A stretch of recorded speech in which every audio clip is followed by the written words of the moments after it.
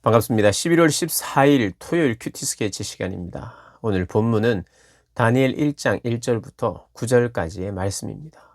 오늘 본문은 이렇게 시작합니다. 유다 왕 여호야김이 다스린 지 3년이 되는 해에 바벨론 왕 느부갓네살이 예루살렘에 이르러 성을 에워쌌더니 주께서 유다 왕 여호야김과 하나님의 전 그릇 얼마를 그의 손에 넘기시매 그가 그것을 가지고 시나일 땅 자기 신들의 신전에 가져다가 그 신들의 보물 창고에 두었더라. 오늘부터 우리는 이제 다니엘서를 묵상하게 됩니다. 다니엘의 이야기는 우리가 부분적으로 잘 아는 이야기들이 있죠. 또 오늘과 같은 본문, 뜻을 정한 다니엘. 오늘 대표적으로 우리가 잘 아는 내용이 뭡니까? 8절 말씀이죠. 다니엘은 뜻을 정하여 왕의 음식과 그가 마시는 포도주로 자기를 더럽히지 아니하리라 하고 자기를 더럽히지 아니하도록 황관장에게 구하니. 뜻을 정한 다니엘에 대한 이야기 우리가 잘 알 것입니다. 그런데 오늘 본문이 어떻게 소개되고 있는지 우리가 살피면서 묵상했으면 좋겠는데요. 처음을 어떻게 열고 있습니까? 예루살렘을 느부갓네살 바벨론 왕이 와서 쌓았다. 에워쌌다. 하나님의 백성들이 에워싸였어요. 우리가 이스라엘의 역사를 잘 알면, 그리고 이 일이 왜 벌어졌는지 우리 지난번에 예레미야서를 통해서 우리가 잘 알게 되는데, 잘 모르는 사람들은 하나님의 백성이 왜 느부갓네살 바벨론의 왕 느부갓네살에게 패했을까? 왜 이런 어려움을 당했을까? 무엇이 문제일까? 우리가 생각할 수 있습니다. 충분히. 하나님의 백성인데 왜 전쟁이 졌고 하나님은 왜 보호하지 않았는가? 이렇게 생각할 수 있죠. 그래서 우리가 성경을 구약 성경을 알면 하나님이 오래 참고 또 참고 기회를 주었지만 또 수많은 선지자들을 보내면서 동일한 메시지를 회개하라, 돌이키라, 항복하라 이렇게 말했음에도 불구하고 그렇게 하지 않는 이스라엘의 행태를 보면 충분히 이해가 되는 부분인데 쉽게 왜 이럴까 하는 질문을 할 수 있어요. 하나님께서 징계하시는 게 맞습니다.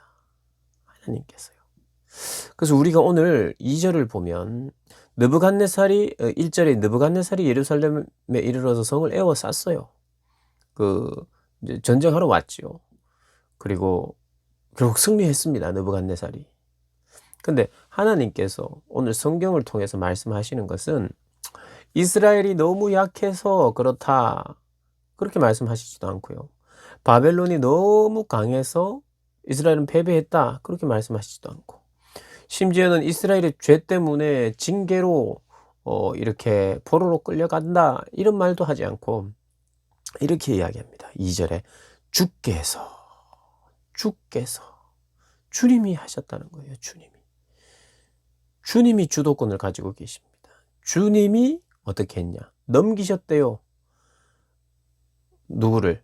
이스라엘 백성들을 누구의 손에 넘겼냐면 그의 손, 누구요? 바벨론 왕 느부갓네살의 손에 넘겼어요.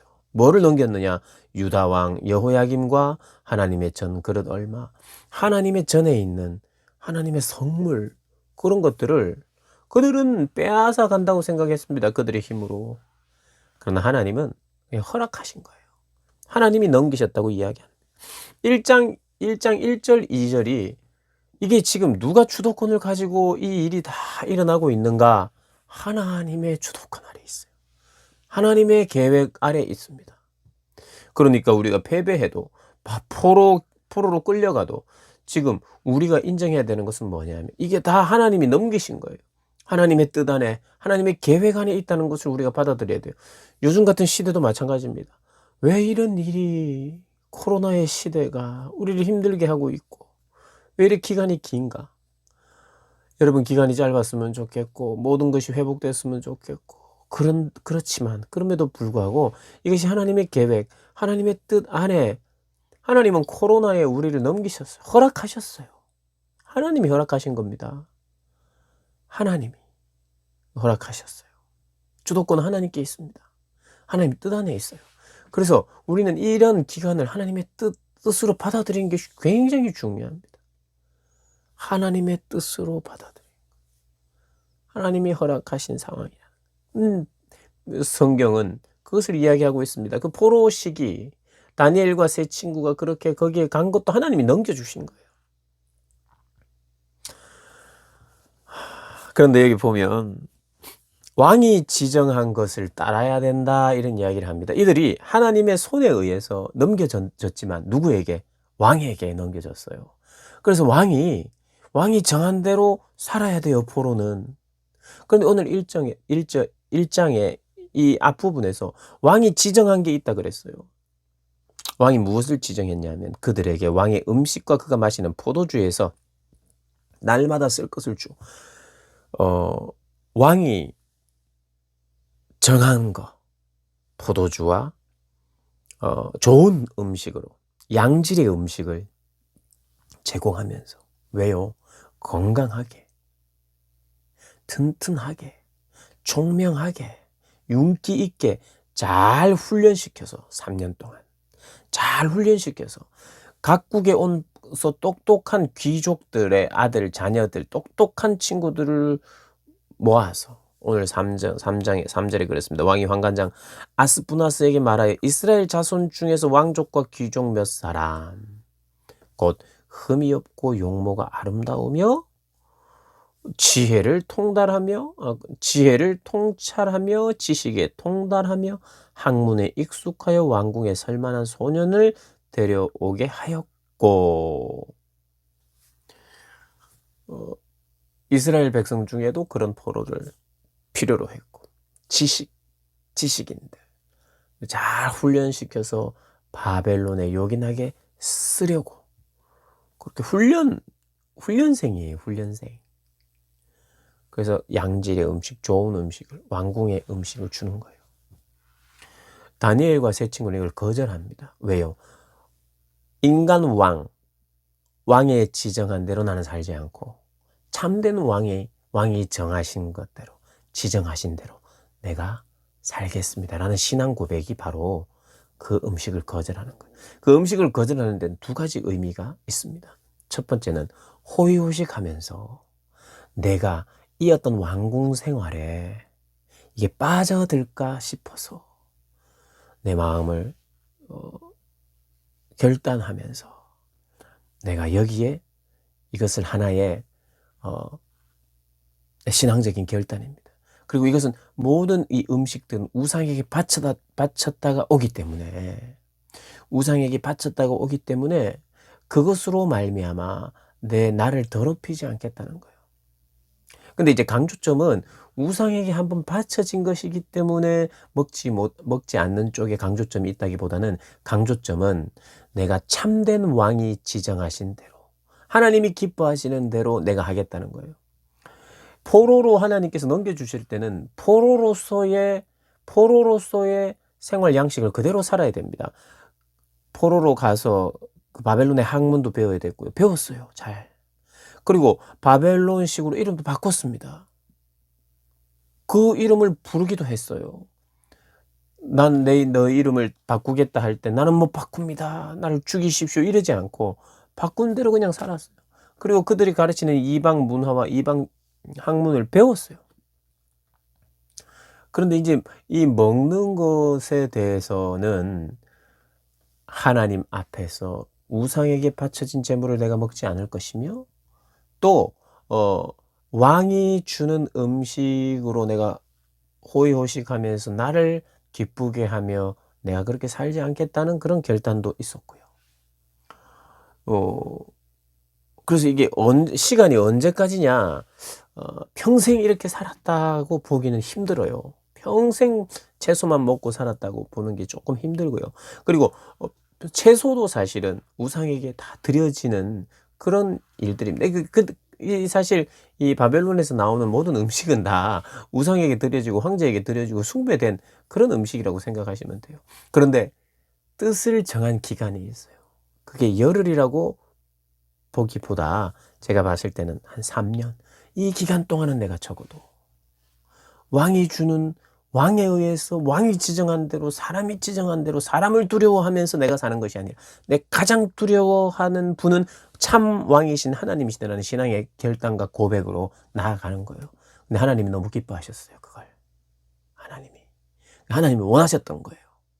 그러니 하나님께서 은혜를 베푸시기 시작합니다. 그놈 참, 안 그래도 되는데, 그렇게 좀, 오버해서 나에게 충성하는구나.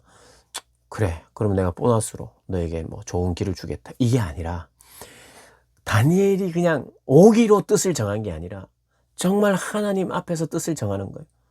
내가 호의호식하면서 내가 배우면서 하지 않고, 동족들을 생각하면서 왕이 주는 대로 왕에 의해서 내가 길들여지는 사람이 아니라 참된 왕이신 하나님, 그분에 의해서 내가 길들여지는 사람이 되기를 원한다. 그리고 내가 더 두려워하는 분은 하나님이시다. 그리고 우상 숭배로 말미암아 멸망했던 우리 조상들과 같지 아니하고, 본향, 본국 이스라엘에서는 우상 숭배로 그들이 무너졌다면, 나는 오히려 포로로 온 이 이방 지역에서 우상 숭배로 넘어지지 않겠다는 그런 결의와 결단들이 그에게 있었던 거예요. 그러니까 하나님 기뻐하세요. 그래서 하나님이 이런 결과를 주십니다. 하나님이 다니엘로 하여금 환관장에게 은혜와 긍휼을 얻게 하신지라. 이 하나님이 기뻐하셨어요. 하나님이 원하시는 것이었습니다. 하나님이 원하시는 뜻을 다니엘이 정했어요. 내가 여러 가지 뭐 다 지키지는 못하지만, 어차피 내가 포로로 왔으니까 다른 건 난 못 지키더라도 이거 하나는 지키겠다라고 한 선택이 아니라, 하나님이 원하시고 기뻐하시는 선택을 하면서 자신의 신앙을 하나님 앞에 표현하면서, 그것은 사실 목숨을 건 결단이었습니다. 왜냐하면 왕이 호의를 베푸는데 나 못 먹겠다 그러면 환관장이 벌써 그를 뭘 혼내고 쳐도 칠 수 있어요. 왕의 명을. 그런데 환관장이 그렇게 하지 않는 것은 하나님의 은혜와 긍휼을 환관장에게 환관장에게 은혜와 긍휼을 받도록 하나님이 하셨다는 거예요. 하나님이 바벨론에게 넘겨주셨듯이 하나님이 일하시니까 하나님이 환관장의 마음을 바꾸시고, 그들이 다니엘과 세 친구들 너그럽게 보도록 하는 하나님이 그런 은혜를 주신 거예요. 뜻을 정한 자들에게 그런 길들을 하나님이 열어주십니다.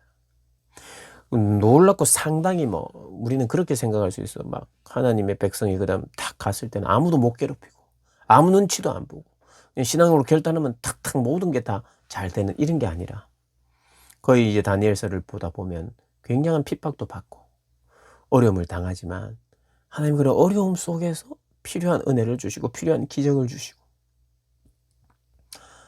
하나님 앞에서 신앙적인 결단을 하는 내용들을 우리가 보게 되는데, 오늘 본문은 특별히 어떤 왕을 더 두려워하는가? 어떤 왕을 더 두려워하는가? 이 모든 이것을 허락하고 주관하고 넘기시고, 또 심지어는 어떤 사람에게 은혜를 베풀 수 있도록 하고 하는 그 모든 것이 누구의 손에 있느냐? 하나님의 손에 있음을 우리가 인정해야 되는 겁니다. 오늘 본문은 적어도 모든 것이 하나님의 손에 달려 있습니다. 그리고 하나님이 시작하셨습니다. 하나님이 그런 과정 가운데 있고 하나님이 끝을 하시고 끝도 주장하십니다. 그런 고백이 우리에게 필요할 줄 믿습니다. 오늘 그런 고백으로 살아가는 복된 날 되시기를 주님의 이름으로 축복합니다.